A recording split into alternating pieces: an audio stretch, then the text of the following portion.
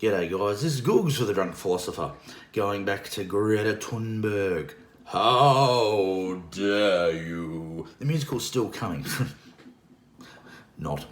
But I see she's jumping back into the, Australia, you need to do your more on climate change, and she's having a go at people, and she's being rude and mean and arrogant and awful and horrible to everybody. But the funny thing is, there's a double standard here, because I see a lot of people going, how dare you insult her back? How dare you make fun of her? How dare you say anything mean? To those people, I'm going to say, she pretty much insulted the entire world no more than about 4 months ago, called us all a load of horrible pricks, and that we should be ashamed of ourselves and disgusted, and don't expect her and her generation to do anything about it, because it's all our fault and we should fix it. But we're supposed to be kind and loving and generous and nice to her in response. For those people who want to come out and say, oh, she's only a little girl. She's not a little girl for a start. She's 17 this year. Now, I remember being 16, 17 years of age and thinking I know it all. In fact, there are some that probably still say I think I know it all, although I know better. But yeah, I thought I knew everything. I was like, yeah, I'm 16, I'm tough, I'm this, I'm that. Yeah, look at me. You know, and it's not just men who do that, women do that as well. And I had to be corrected quite a few times.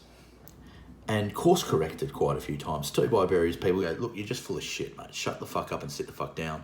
The world is a lot more complicated than your simple solutions. Because let's face it, when you're 16, you see a problem from a 16-year-old's perspective and you go, well, you can just fix it by doing A, B, and C. And then people start going, yeah, it's a little bit more complicated and complex than that.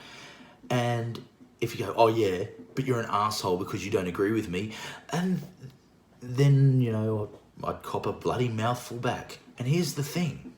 It's, oh, you should encourage her. And it's like, encourage her to keep swearing and yelling and cursing at everybody, telling everybody how terrible they are. I want to encourage that kind of behaviour in a person? No, I don't. I think that's a shit thing to do. Course correction. You're wrong, mate. And you're not wrong because your ideas are necessarily wrong. You know, the overall idea of, you know, wanting to do something for the climate, not against it at all. But to just simply say, well, we've got to get rid of all the coal. Well, congratulations, you've just put potentially millions of people over the entire world out of work.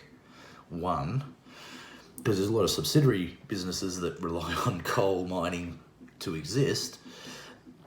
But two, you've got all these countries that are coming up now, like Bangladesh and places like this, who are just starting to get, you know, they afford to be able to get their power supply going. And their power supply, the cheapest power supply these people can afford is coal.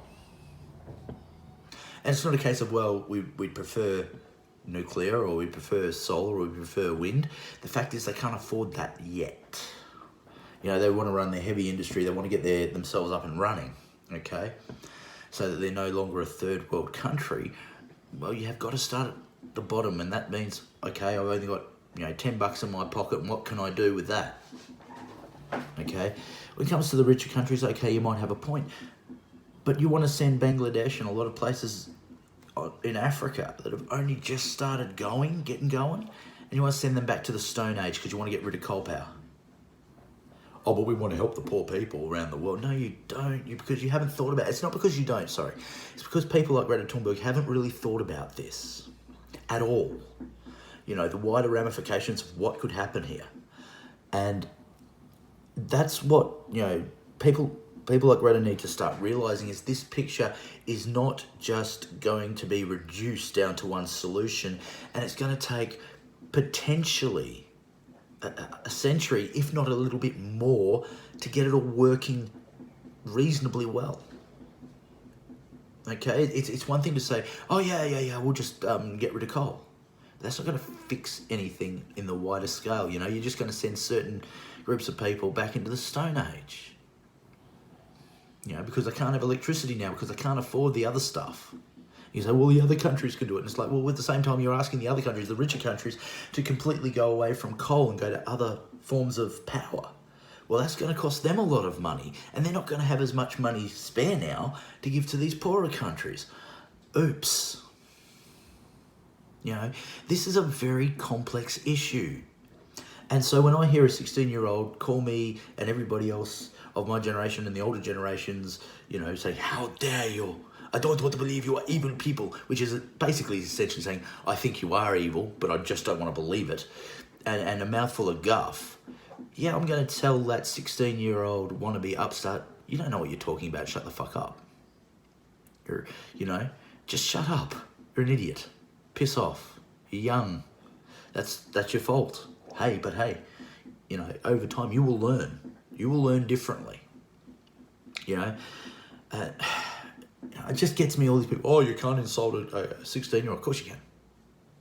Of course you can. Especially one that doesn't mind telling you you're evil when she has no idea what you're about. Oh, just criticise the last 2 generations, shall we? What do you expect? There's only one response to that sort of thing, and that's shut the fuck up. Greta Thunberg.